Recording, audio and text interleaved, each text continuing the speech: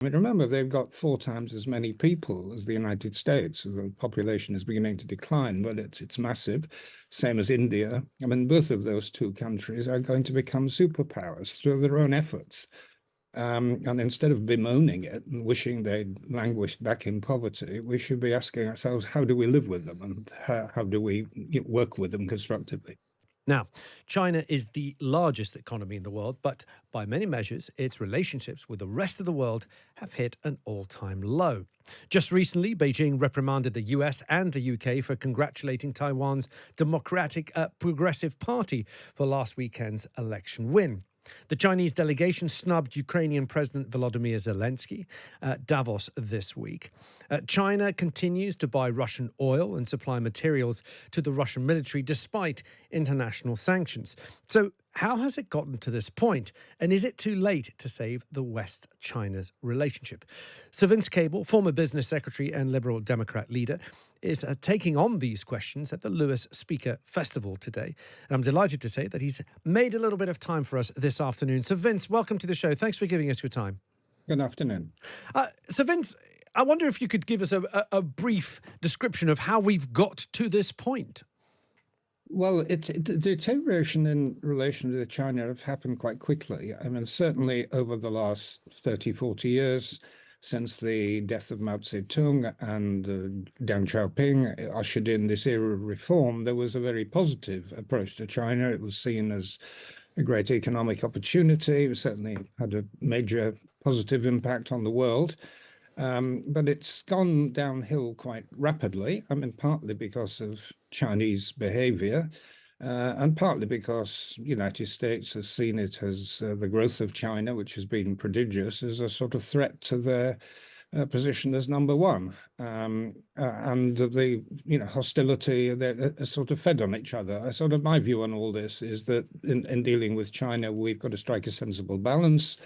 There are major positive things, opportunities that we should be dealing with in China, notably over trade, but also cooperation over climate change. But there are also big negatives. I mean, it has a fundamentally different and rather hostile political system. They have bad relations with most of their neighbors, in which we could be drawn. So it's getting the balance between the two, not being naive on one hand, but not on the other hand, believing there's a Chinese spy under every bed.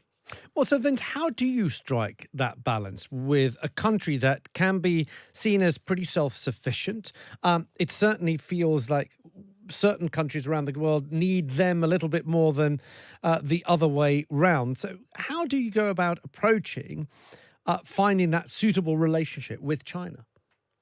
I think it's identifying the issues where there is potentially common ground and working on them. I mean, I mentioned the issue of climate change and global warming. The Chinese, with the Indians, are the biggest coal producers by a long way, and China's the biggest emitter of greenhouse gases. So they're in a way, the heart of the problem, but they're also far in advance of the rest of the world in developing renewable alternatives, new nuclear power. And whether we cooperate with them on that will be absolutely crucial to where the planet finishes up. And another and related issue is over international trade. I mean, the Chinese are becoming very rapidly the world's biggest exporter of motor cars, overtaking Japan long since the United States. And these cars, which are going to come in millions, are going to be highly efficient, very cheap, and of course, electric vehicles, environmentally friendly. There will be a clamor in the West to put up tariffs to keep them out. On the other hand, if we admit them, then this is good for consumers and good for the climate. So there is, a real balance here, but certainly around trade and climate change and other big international cooperative issues like pandemic, we have no alternative to work with them. We have to share the planet with them. Yeah, and as you say, I mean, China's BYD, which is their electric vehicle company, overtook Tesla as the top-selling electric car seller. So, as you said, they're well in advance there. So, Vince, what about Taiwan? Is that going to be one of the difficult issues to broach with China? Because they will use the issue of Taiwan when it comes to negotiations and as leverage. How tricky is Taiwan going to be in establishing that sort of closer relationship or an appropriate relationship with China? Well, certainly it's a big risk factor, and I think nobody in the West can overlook the fact that although it used to be a dictatorship, Taiwan is now a flourishing democracy and a successful economy that happens to produce most of the world's high-level semiconductors. So they're very important players. I mean, I take the perhaps rather unorthodox view that actually the Taiwanese problem is one of the world's big success stories, because unlike the Arab-Israeli conflict, it's produced, I think, 3 or 4 wars, and India-Pakistan the same. This is something that had never quite broken through to open conflict, and it's partly because the world has accepted, Britain has accepted that there is one China, which is what the Chinese want. The Taiwanese have been very careful never actually to declare full independence. And the United States has been very restrained and has avoided provoking the problem. I mean, the danger, of course, is that one or other of those things ceases to operate and you get outright conflict. I mean, there's no prospect, I think, whatever, that the Chinese will launch an outright invasion. It involves crossing 100 miles of sea. They're clearly not prepared for it. We may get something more difficult to handle, like a blockade of Chinese trade, which will then raise the question about to what extent the Americans in particular try to break the blockade. Do we as an important country join in? So we could get dragged down a very dangerous road, but so far that potential conflict has been extremely well managed.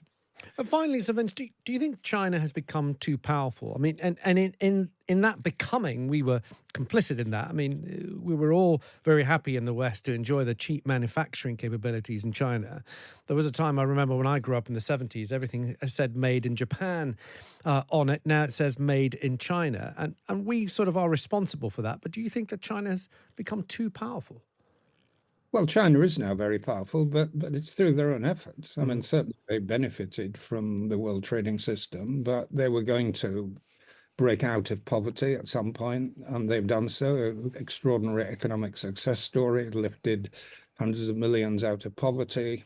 So they were going to become a big and powerful country. I mean, remember, they've got 4 times as many people as the United States. The population is beginning to decline, but it's massive. Same as India. I mean, both of those 2 countries are going to become superpowers through their own efforts. And instead of bemoaning it and wishing they'd languished back in poverty, we should be asking ourselves, how do we live with them, and how do we work with them constructively?